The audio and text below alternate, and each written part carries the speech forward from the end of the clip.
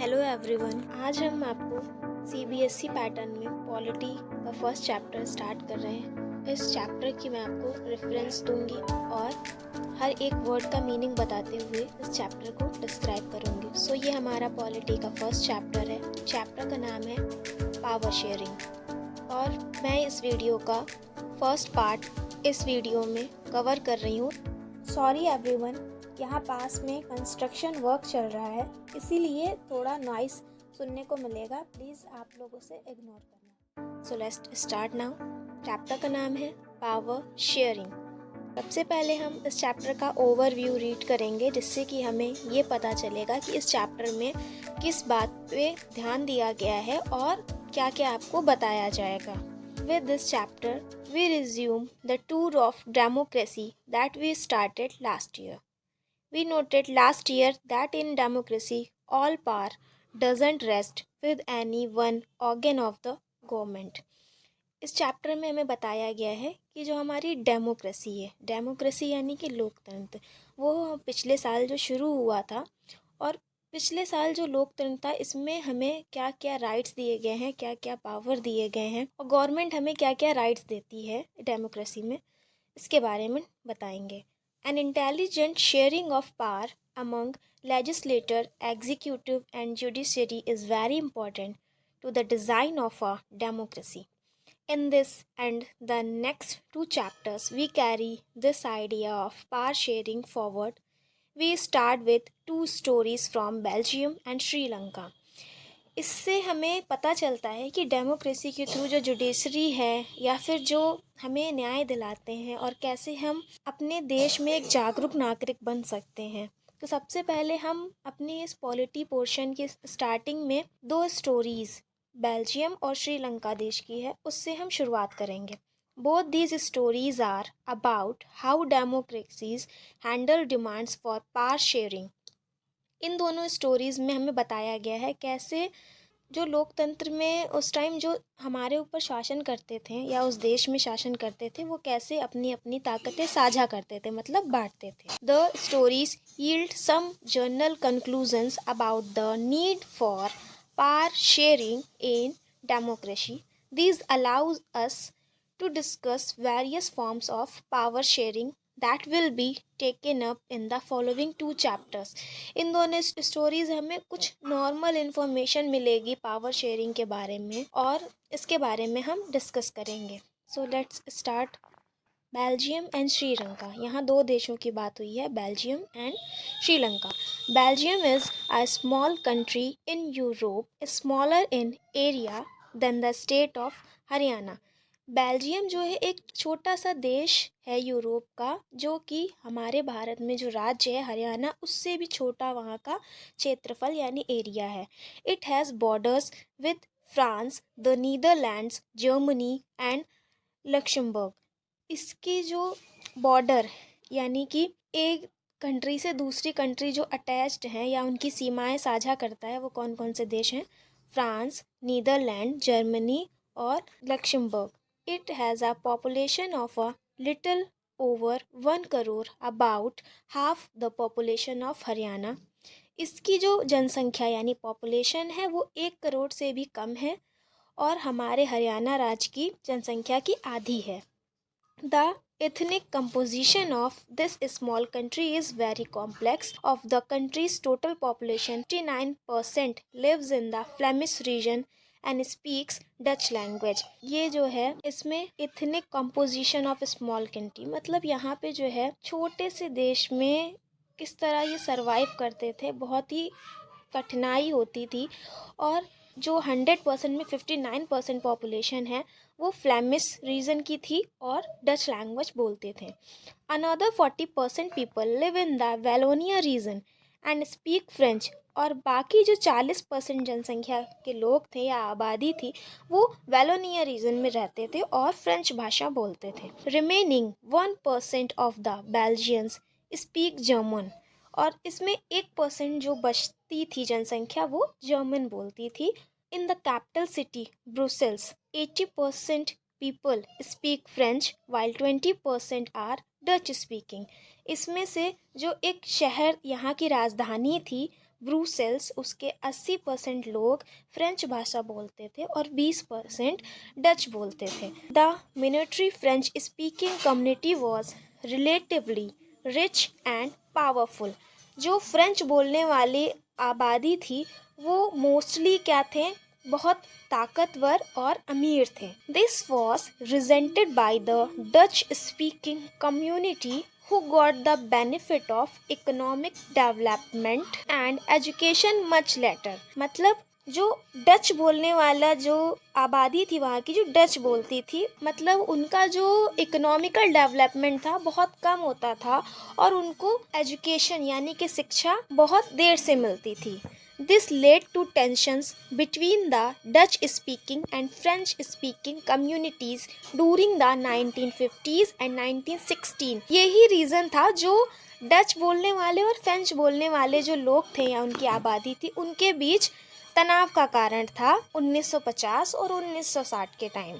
The tension between the two communities was most acute in Brussels। ये दो जो समुदाय थे उनके बीच तनाव ब्रुसेल सिटी में बहुत ज़्यादा था। Brussels presented a special problem.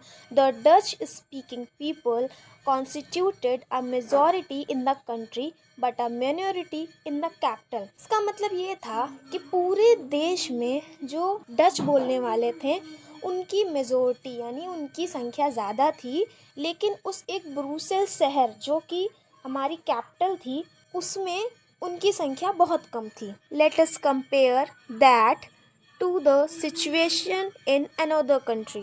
अब हम इस कंट्री की सिचुएशन दूसरी कंट्री से कंपेयर करेंगे।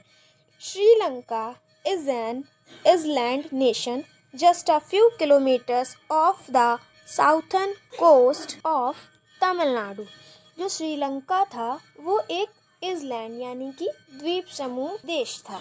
वो साउथर्न कोस्ट ऑफ तमिलनाडु यानी कि हमारा जो राज्य है तमिलनाडु इसके दक्षिणी भाग से कुछ ही किलोमीटर की दूरी पर है। It has about 2 crore people, about the same as in Haryana. यहाँ पे 2 करोड़ की जनसंख्या या लोग रहते थे हरियाणा की तरह। Like other nations in the Southern Asia region, Sri Lanka has a diverse population। बाकी जो साउथ एशियन रीजन थे उनकी तुलना में श्रीलंका में काफ़ी ज़्यादा पॉपुलेशन थी। The major social groups are the Sinhala speakers 74% and the Tamil speakers 18%। अब श्रीलंका में जो पॉपुलेशन थी उसमें 2 सामाजिक समूह या दल थे। पहला था सिन्हला स्पीकर्स यानी जो सिन्हला भाषा बोलते थे उनकी जनसंख्या थी 74%, और जो तमिल स्पीकर्स यानी कि तमिल बोलने वाले थे उनका जनसंख्या अनुपात था 18%। अमंग तमिल्स देयर आर 2 सब ग्रुप्स। अब जो तमिल बोलने वाले थे उनको भी 2 ग्रुप में वो भी बटे हुए थे। Tamil natives of the country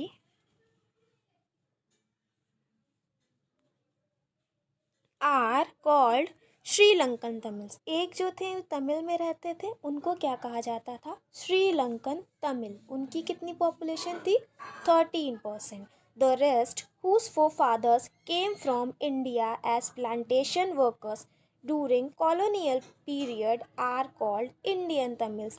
इसके बाद जो बाकी बचे हुए थे वो उनके पूर्वज इंडिया से आए हुए थे प्लांटेशन का काम करने के लिए कॉलोनियल पीरियड के दौरान, इसलिए उन्हें बोला जाता था इंडियन तमिल्स।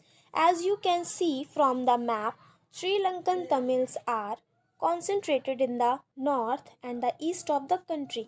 अब जो श्रीलंकन तमिल थे वो मैप में दिखाया गया है कि वो कहाँ से आए थे, वो उत्तरी भाग में और जो हमारा पूर्वी भाग था देश का वहाँ से आए थे।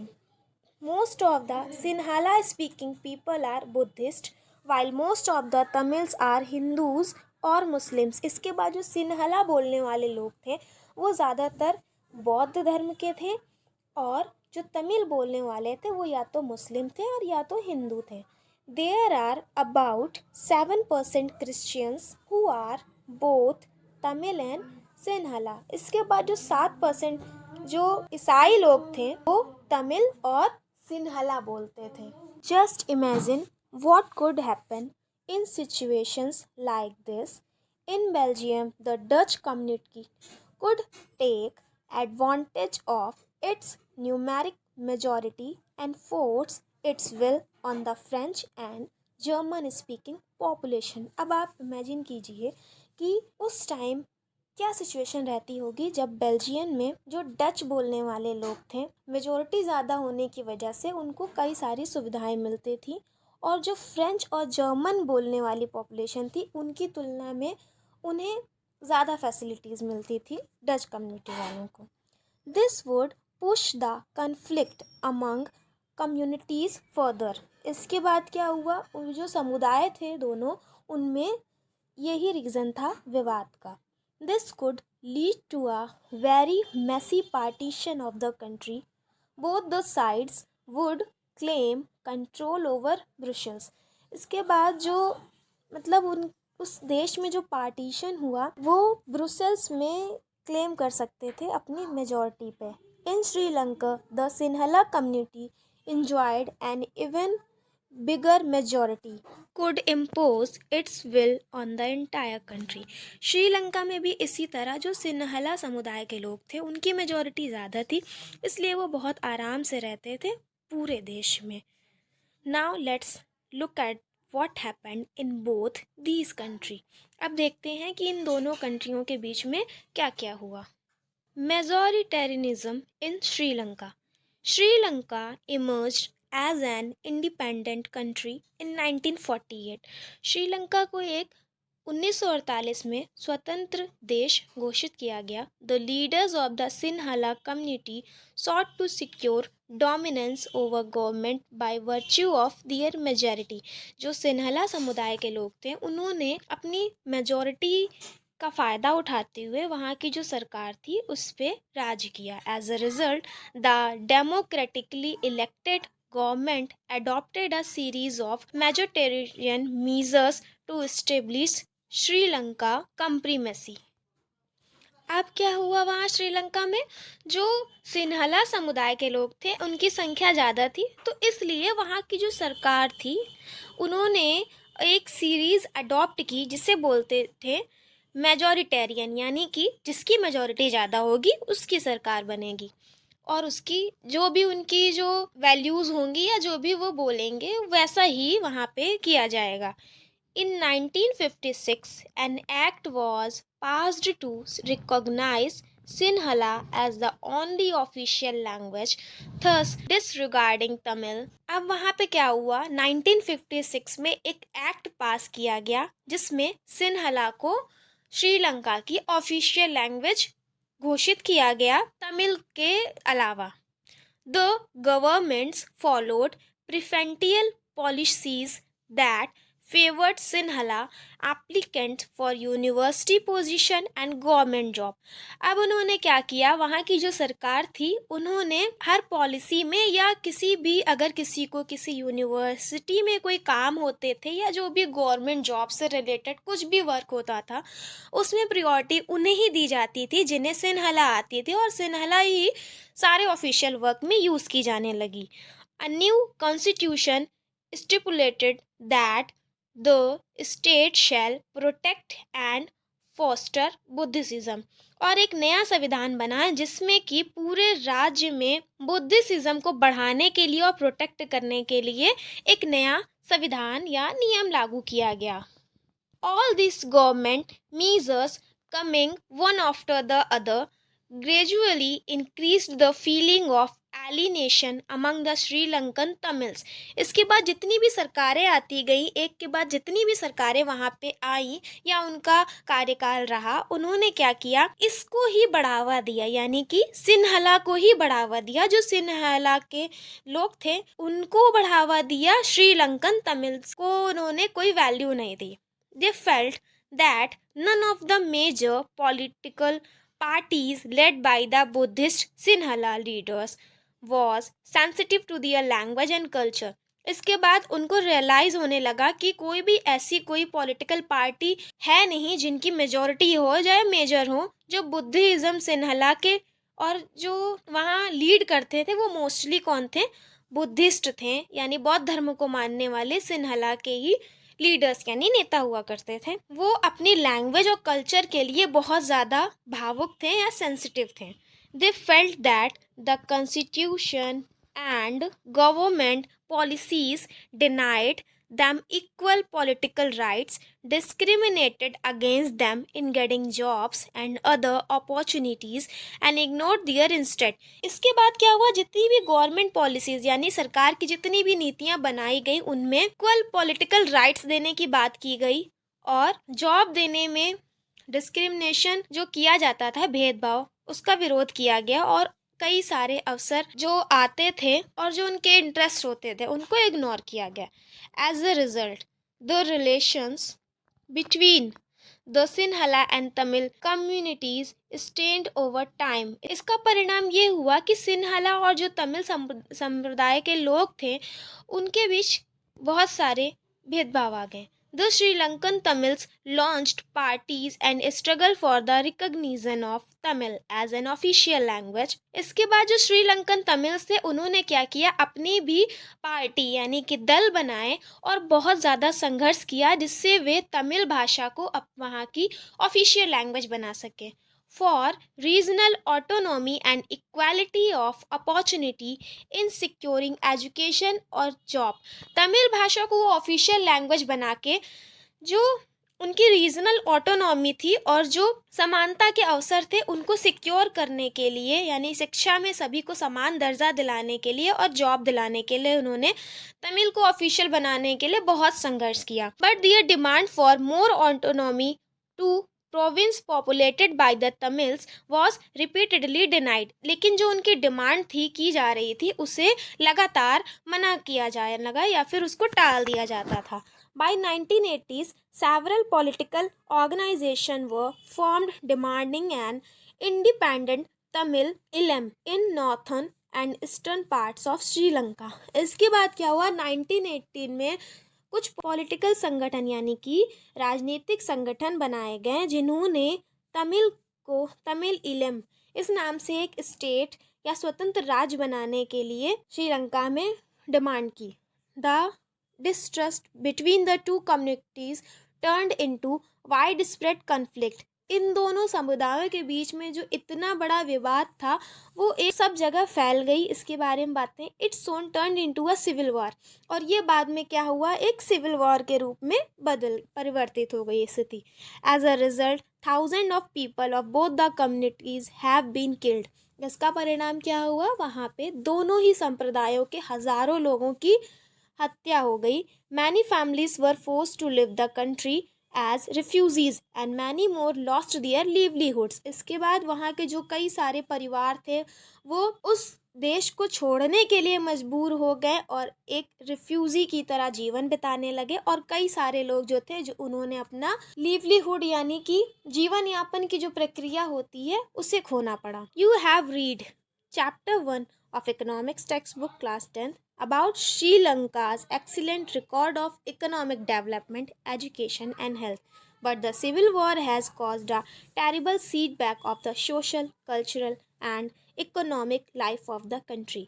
आपने इसके पहले अपने इकोनॉमिक्स की टेक्स्ट बुक में क्लास 10th में पढ़ा था श्रीलंका के बारे में। उसका एक श्रीलंका का एक अच्छा रिकॉर्ड था जिसमें वहाँ की आर्थिक स्थिति, आर्थिक विकास बहुत अच्छा था, डेवलपमेंट बहुत अच्छा था, एजुकेशन बहुत अच्छी थी और हेल्थ का भी प्रोसेस अच्छा चल रहा था। लेकिन ये जो सिविल वॉर था इसकी वजह से वहाँ पे सोशली, कल्चरली और इकोनॉमिकल लाइफ जो है बहुत डिस्टर्ब हो गई थी। अब इसके आगे सेकंड पार्ट के वीडियो का लिंक हमारे इस वीडियो के डिस्क्रिप्शन और आई बटन में मिल जाएगा, आप जाके चेकआउट कर सकते हैं।